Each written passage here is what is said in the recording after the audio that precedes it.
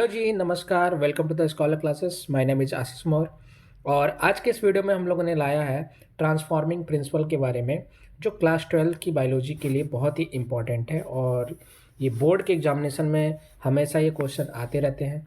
तो चलिए वीडियो को स्टार्ट करते हैं। सबसे पहले हम लोग देखेंगे कि इस एक्सपेरिमेंट को कंडक्ट किसने किया था। तो ट्रांसफॉर्मिंग एक्सपेरिमेंट को कंडक्ट करने वाले जो साइंटिस्ट थे उनका नाम क्या था? Frederick Griffith. इन्होंने जो है 1929 में इस ट्रांसफॉर्मिंग एक्सपेरिमेंट को कंडक्ट किया था। इन्होंने अपने एक्सपेरिमेंट में एक बैक्टीरिया को चूज़ किया था जिसका नाम था स्ट्रेप्टोकोकस निमोनी। ये स्ट्रेप्टोकोकस निमोनी क्या था? एक ऐसा बैक्टीरिया था जो निमोनिया डिजीज़ को काज करता था। मतलब ये जो बैक्टीरिया था एक वायरुलेंट टाइप का बैक्टीरिया था। वायरुलेंट मीन्स जिसके पास डिजीज़ काज करने की क्षमता होती है। इन्होंने क्या किया, इस बैक्टीरिया के दो स्ट्रेन को लिया। इन्होंने इस बैक्टीरिया के दो स्ट्रेन को लिया ग्रिफिथ ने। एक जो बैक्टीरिया का था फॉर्म वो था एस फॉर्म, जिसको साइनी या स्मूथ फॉर्म हम कह सकते हैं, और दूसरा जो इन्होंने फॉर्म लिया वो कैसा था? आर फॉर्म, जिसको आप रफ फॉर्म कहते हो। साइनी फॉर्म और रफ फॉर्म क्यों थे? क्योंकि एक बैक्टीरिया जो था, जो एस फॉर्म था, उस एफ फॉर्म के चारों तरफ एक कैप्सूल की लेयरिंग पाई जाती थी और दूसरा जो आर फॉर्म था उसके चारों तरफ कोई भी लेयरिंग नहीं थी। तो ये दोनों जो है इसमें डिफरेंस देखा गया। जिसके पास स्मूथ मतलब म्यूकस वाली लेयरिंग थी जो साइनिंग प्रॉपर्टी को रखता था उसको उन्होंने एस फॉर्म दिया, और जिसके पास नहीं था उन्होंने उसको क्या नाम दिया? आर फॉर्म दिया। तो इसके पास म्यूकस था, एस फॉर्म के पास म्यूकस की कोटिंग पाई जाती थी, लेकिन आर फॉर्म के पास कोई भी म्यूकस की कोटिंग नहीं पाई जाती थी। आर फॉर्म जो था वो कोई भी इन्फेक्शन काज नहीं करता था, लेकिन एस फॉर्म जो था वो एक वायरुलेंट नेचर का होता था और ये निमोनिया डिजीज़ को काज करता था। अब उन्होंने एक्सपेरिमेंट में क्या किया, इन दोनों फॉर्म को उन्होंने माइस के अंदर इंजेक्ट किया, और माइस के इंजेक्ट करने के बाद उन्होंने कुछ ऑब्जर्वेशन देखा। अच्छा, कैसे उन्होंने किया? तो यहाँ पे सबसे पहले स्टेप में उन्होंने क्या किया, उन्होंने एस फॉर्म को लिया। अच्छा, जो एस फॉर्म उन्होंने लिया था वो जो एस फॉर्म था वो कैसा था? वायरुलेंट था। वायरुलेंट क्यों था? क्योंकि उसके चारों तरफ एक म्यूकस की कोटिंग पाई जाती थी। इन्होंने जैसे ही इसको माइस के अंदर इंजेक्ट किया तो उन्होंने क्या देखा, माइस जो था वो क्या कर गया? डेड कर गया। क्यों डेड किया? क्योंकि उसमें कौन सा डिजीज़ काज हो गया? Pneumonia disease. इस निमोनिया डिजीज़ की वजह से वो माइस जो था वो सरवाइव नहीं कर पाया। अब इन्होंने सोचा कि क्यों ना हम क्या करें, दूसरे वाले आर फॉर्म को हम माइस के अंदर इंजेक्ट करें। तो उन्होंने रफ फॉर्म वाले को लिया और उन्होंने माइस के अंदर इंजेक्ट किया। जैसे उन्होंने माइस के अंदर इंजेक्ट किया, माइस क्या था? सरवाइव किया, और सरवाइव करेगा भी, क्योंकि ये जो होता है आर फॉर्म वो कैसा होता है? नॉन वायरुलेंट टाइप का। जैसे ये नॉन वायरुलेंट होगा तो माइस के अंदर कोई भी इन्फेक्शन नहीं होगा, कोई भी निमोनिया डिजीज नहीं होगा, और माइस क्या किया? सरवाइव किया। फिर इन्होंने सोचा क्यों ना हमने जो एस फॉर्म लिया है उसको हम हीट करें, और हीट करने के बाद हम क्या करें? माइस के अंदर इंजेक्ट करें। तो उन्होंने एस फॉर्म को पहले लिया, उसके बाद उसने क्या किया? उन्होंने उसको हीट किया। अच्छा, उसके बाद उन्होंने माइस के अंदर इंजेक्ट किया, और माइस के अंदर इंजेक्ट करने के बाद जैसे ही उन्होंने माइस के अंदर इंजेक्ट किया देखा कि माइस जो था वो क्या करने लगा? सरवाइव करने लगा। इससे पहले वाले एक्सपेरिमेंट में उन्होंने एस फॉर्म को लिया था, माइस के अंदर इंजेक्ट भी किया था, लेकिन माइस क्या कर गया था? डेड कर गया था। लेकिन थर्ड एक्सपेरिमेंट में जब एस फॉर्म को हीट किया तो देखा माइस के अंदर जो इन्फेक्शन था वो कोई भी इन्फेक्शन ना देखने को मिला। मतलब माइस ने क्या किया? सरवाइव किया। आखिर ये कैसे पॉसिबल हुआ? तो उन्होंने फिर सोचा क्यों ना हम एक और काम करें, और अब की बार उन्होंने क्या किया? एस फॉर्म को लिया और उसको हीट किया। हीट करने के बाद उसको आर फॉर्म के साथ क्या किया? मिक्स किया। और मिक्स करने के बाद जब उन्होंने क्या किया? माइस के अंदर इंजेक्ट किया, तो उन्होंने क्या पाया? जो माइस था वो क्या कर गया? डेड कर गया। इसका मतलब उस माइस में इन्फेक्शन हुआ, और वो इन्फेक्शन किस वजह से हुआ? आखिरकार उसमें कोई ना कोई डिजीज़ हुआ, जैसे कि निमोनिया डिजीज़। इस निमोनिया डिजीज़ की वजह से वो माइस क्या कर गया, डेड कर गया। तो आखिर उन्होंने क्या देखा, एस फॉर्म जिसको हीट किया था, हीट करने के वजह से हो सकता होगा वो माइस के अंदर, माइस जो है सर्वाइव किया होगा, लेकिन आर फॉर्म के जैसे उसके साथ मिक्स किया तो उन्होंने देखा कि अब क्या कर गया, जैसे इन दोनों का मिक्सचर लिया तो उन्होंने माइस के अंदर इंजेक्ट किया तो माइस डेड कर गया। तो ये फोर्थ क्वेश्चन में, मतलब 4 ये एक्सपेरिमेंट में उन्होंने सोचा कि आखिर ये कैसे हुआ। तब उन्होंने एक कंक्लूजन निकाला। चलिए हम बात करते हैं कंक्लूजन की, कि आखिर जो आर फॉर्म है वो एस फॉर्म में कैसे कन्वर्ट हो जाता है। तो देखिए इसके कन्वर्जन की अगर हम बात करें, जैसे ही आर फॉर्म को क्या किया था, आर फॉर्म को जो है, जो एस फॉर्म था उस एस फॉर्म को हीट किया था, और हीट करने के बाद उसको आर फॉर्म के साथ मिक्स किया था। और उन्होंने क्या देखा, वो जो आर फॉर्म था वो किस में चेंज हो गया था, एस फॉर्म में, जिसकी वजह से माइस क्या कर गया, डेड कर गया। तो ये जो चेंजेस हैं आखिर ये क्यों हो रहे हैं, ये चेंजेस होते हैं किस वजह से, ट्रांसफॉर्मेशन वजह से। और ये ट्रांसफॉर्मेशन कौन काज करता है, एस फॉर्म। मतलब ये इस आर फॉर्म को चेंज कर देता है किसमें, एस फॉर्म में, जिसके वजह से आर फॉर्म जो कि कैसा था, नॉन वायरुलेंट था, ये एस फॉर्म में चेंज हो जाता है, जो कि कैसा हो जाता है, वायरुलेंट टाइप का। और इसी के वजह से वो जो माइस है वो क्या कर जाता है, डेड कर जाता है। तो इस तरह से यहाँ पे कंक्लूजन निकला। अब नेक्स्ट क्वेश्चन आता है कि आखिर ये ट्रांसफॉर्मेशन जो हो रहा है ये आखिर किस वजह से हो रहा है। तो ये ट्रांसफॉर्मेशन कुछ ट्रांसफॉर्मिंग सब्सटेंस के वजह से होता है। तो कौन है ये ट्रांसफॉर्मिंग सब्सटेंस, इसको बताने के लिए कुछ साइंटिस्ट आए। कौन से साइंटिस्ट थे, चलिए देखते हैं। का कंक्लूजन क्या था, in fourth experiment he concluded that heat killed S type bacteria.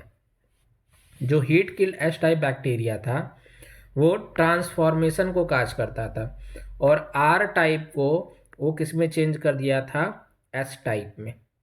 इसका मतलब यहाँ से कुछ ऐसे फैक्टर निकले थे जो इस आर टाइप को इस एस टाइप में चेंज कर दिया था। ये जो निकला था इसको क्या कहा गया, इसको ग्रिफिथ के जरिए नाम दिया गया क्या, ट्रांसफॉर्मिंग सब्सटेंस कहा गया। इनके जरिए जो नाम दिया गया वो क्या था, ट्रांसफॉर्मिंग सब्सटेंस। लेकिन ग्रिफिथ ने ये एक्सप्लेन नहीं कर पाया कि आखिर ये ट्रांसफॉर्मिंग सब्सटेंस है कौन जो आर फॉर्म को एस फॉर्म में कन्वर्ट कर दे रहा है, मीन्स नॉन वायरुलेंट को वायरुलेंट में कन्वर्ट कर दे रहा है। तो ग्रिफिथ ने इसको एक्सप्लेन नहीं कर पाए। इसको एक्सप्लेन करने के लिए यहाँ पे देखिए मैंने पॉइंट भी लिखा है, Griffith not able to understand the causes of transformation. मतलब ग्रिफिथ जो है वो समझ नहीं पाए कि ये ट्रांसफॉर्मेशन किस वजह से हो रहा है, मतलब ये ट्रांसफॉर्मिंग सब्सटेंस कौन सा है जिसकी वजह से आर फॉर्म जो है वो एस फॉर्म में कन्वर्ट हो जा रहा है। तो इसके लिए, इसके कंक्लूजन के लिए, इसको पता करने के लिए कुछ जो है साइंटिस्ट आए, और उन साइंटिस्टों ने जो है उस बायोकेमिकल या उस ट्रांसफॉर्मिंग सब्सटेंस को आइडेंटिफाई किया। तो ग्रिफिथ ने क्या किया था, Griffith do not determine the nature of transforming substance. Griffith ने जो है वो जो ट्रांसफॉर्मिंग सब्सटेंस है उसके नेचर को नहीं पता कर पाया कि ये आखिर है कौन जिसके वजह से जो आर फॉर्म है वो एस फॉर्म में कन्वर्ट हो रहा है। तो इसको पहचानने के लिए, बायोकेमिकल कैरेक्टराइजेशन के लिए जो ट्रांसफॉर्मेशन को रख रहा है, यहाँ पे 3 साइंटिस्ट आए, एवरी, मैकलियॉड और मैककॉर्टी। इन्होंने ग्रिफिथ के एक्सपेरिमेंट को in vitro culture means lab में दोबारा से उन्होंने क्या किया, रिपीट किया, और डिटरमाइन किया जो बायोकेमिकल नेचर होता है किसका, ट्रांसफॉर्मिंग सब्सटेंस का, वो कौन होता है।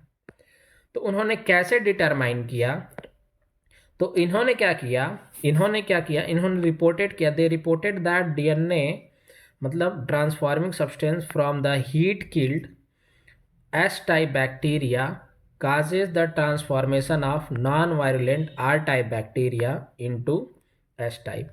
मतलब इन्होंने ये बताया कि वो जो ट्रांसफॉर्मिंग सब्सटेंस होता है वो कौन होता है, डीएनए होता है, या इसी को आप न्यूक्लिक एसिड भी कह सकते हो।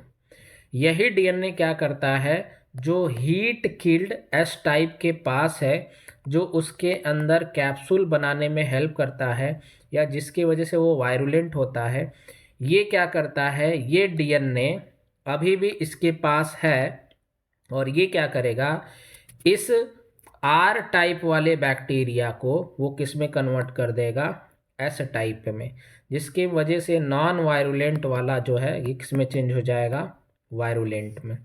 क्लियर। तो यहाँ पे डीएनए के बारे में अब उन्होंने कैसे कंफर्म किया कि ये डीएनए ही है, क्योंकि जब आप न्यूक्लिक एसिड की बात करोगे तो उस न्यूक्लिक एसिड में आपको केवल डीएनए ही नहीं मिलेगा, डीएनए के अलावा आपको आरएनए भी मिल सकता है और इस आरएनए के अलावा आपको प्रोटीन भी मिल सकता है।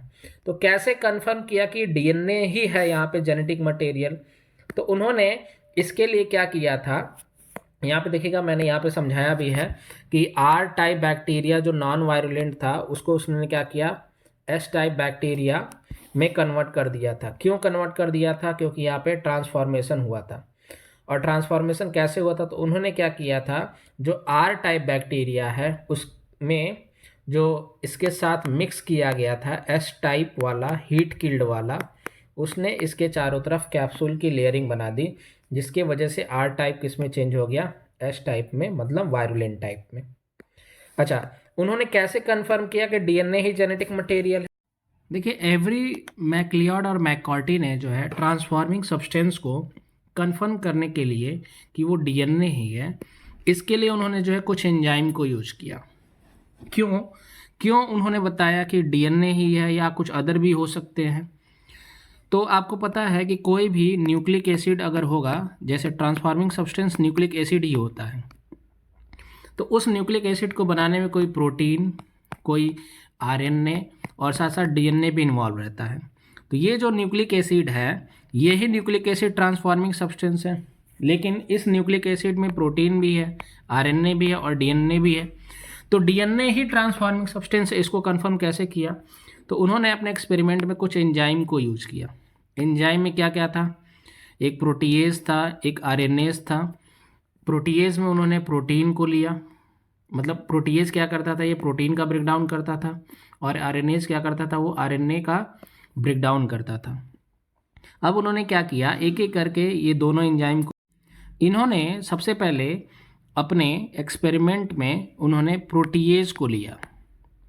अच्छा, प्रोटीएज क्या करता है, प्रोटीन का ब्रेकडाउन करता है। अगर प्रोटीन इस आर फॉर्म को एस फॉर्म में कन्वर्ट करता होगा तो ये प्रोटीएज एंजाइम उसको ब्रेक डाउन करता होगा और ये एस फॉर्म में कन्वर्ट नहीं होगा। लेकिन क्या देखा, जब उन्होंने प्रोटीएज एंजाइम को यूज़ किया तो देखा आर फॉर्म जो है एस फॉर्म में कन्वर्ट हो जा रहा है, मतलब अभी भी ट्रांसफॉर्मेशन एक्सपेरिमेंट हो रहा है।